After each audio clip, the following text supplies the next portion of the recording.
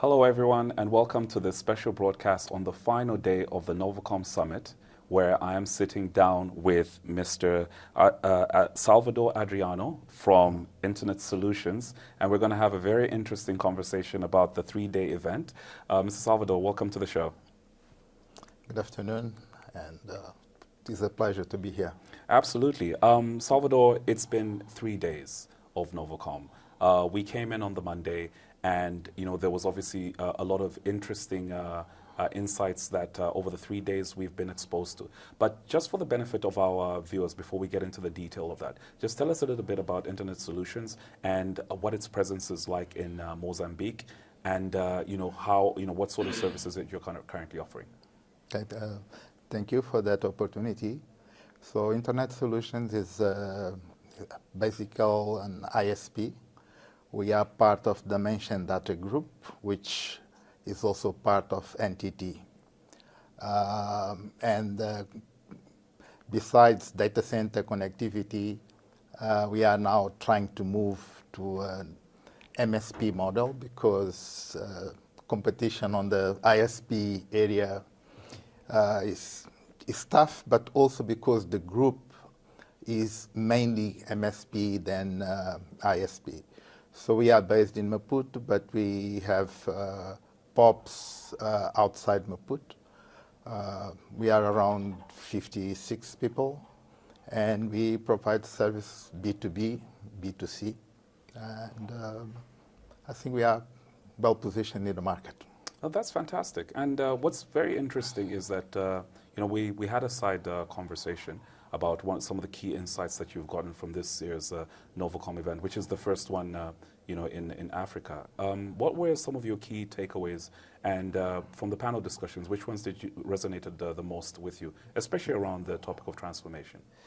They were all, I have to say that the Novacom guys did a very good job on bringing the panelists. Very diverse. I loved the one on infrastructure sharing. That's something that I have a passion for, and unfortunately in my market we are not sharing enough, and we are all spending money that we could save if we shared more than what we share. What we hear today about the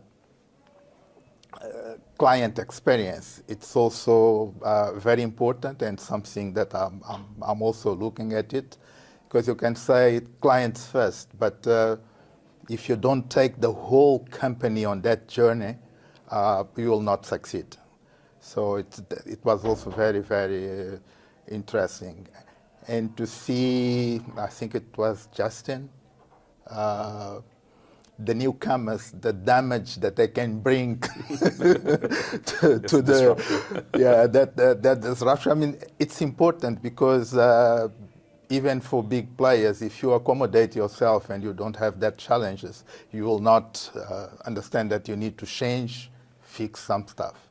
So it was very interesting to the panels and the network.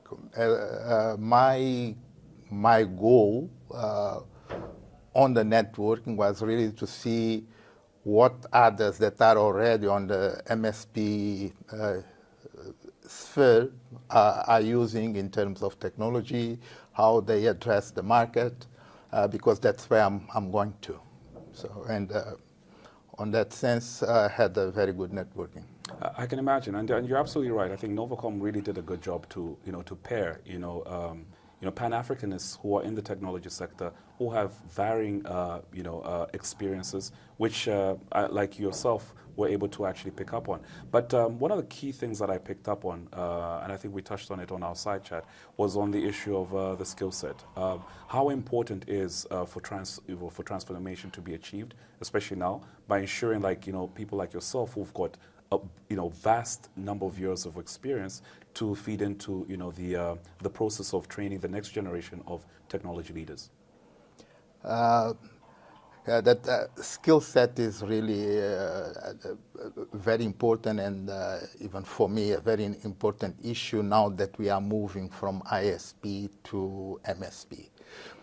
We tried to look at the market, and we have very few resources available in the market. And I mean, you can always headhunt someone who can then be headhunted by topping up, and that's not a good solution. So what I decided to do is to go to university, bring new graduates, and invest on them. So they are new, they don't have some bad habits, and that's the way we are going. So in terms of having the skill set necessary for where we want to move. Now, in terms of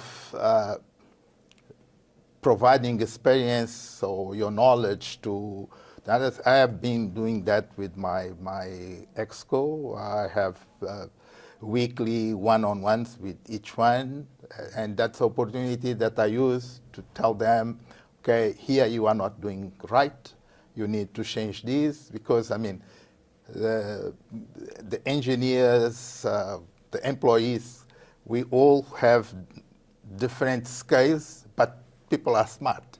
And if they can twist you, they will do. Correct. Okay. Correct. And the point is, okay, what do you do to make sure that I'm not being used for stuff that maybe wasn't the right one, but it's a genuine proposal from someone that is on a lower level. Okay, and that takes time for you to understand and see how it goes. But again, I'm almost at the end of the career, and I'm trying to pass my knowledge to youngsters. Absolutely, absolutely. And obviously through the years, you've seen various versions of transformation. How different is the current, I would say, phase of transformation compared to earlier on in your career? And are you very optimistic going forward that through this particular transformation, scale will actually be achieved? Because that's one of the key issues that I picked up on, where telcos are being encouraged to scale up as much as possible, was we want to get to the most remote of prospective users to be onboarded on networks.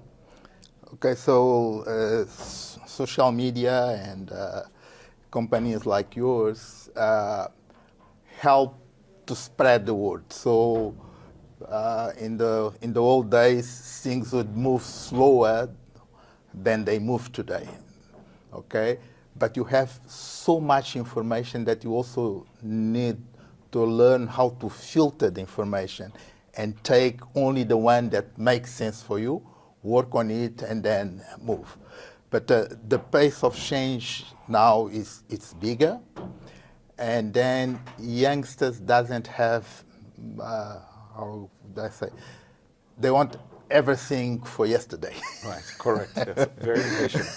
Very impatient. Very impatient. And it's also something that we need to tell them that, okay, it's not that we don't speed on the business, but you need to make sure that when you make changes, the clients are positively affected, and not you try something, goes wrong, affects clients, and then, okay, so you need to make sure that whatever you do, it brings good results to the clients, which at the end are the reason why you are in business.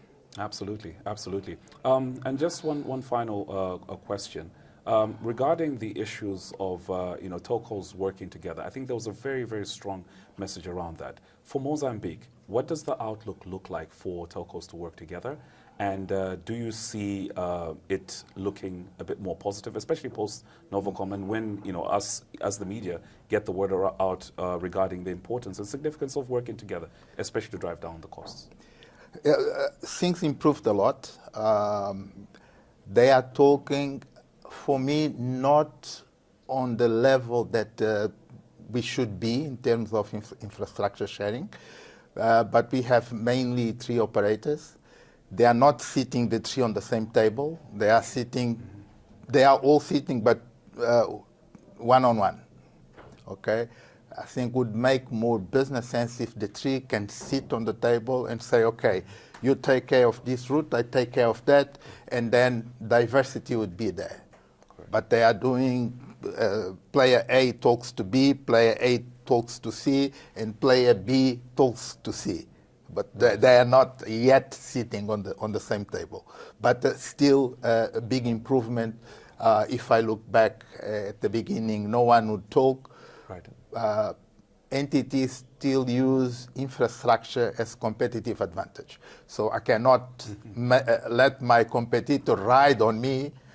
So if I'm the only one, I'll be the best, the first choice on the area that I'm getting in. So, but again, still work to be done, but I do recognize that we made progress on that area.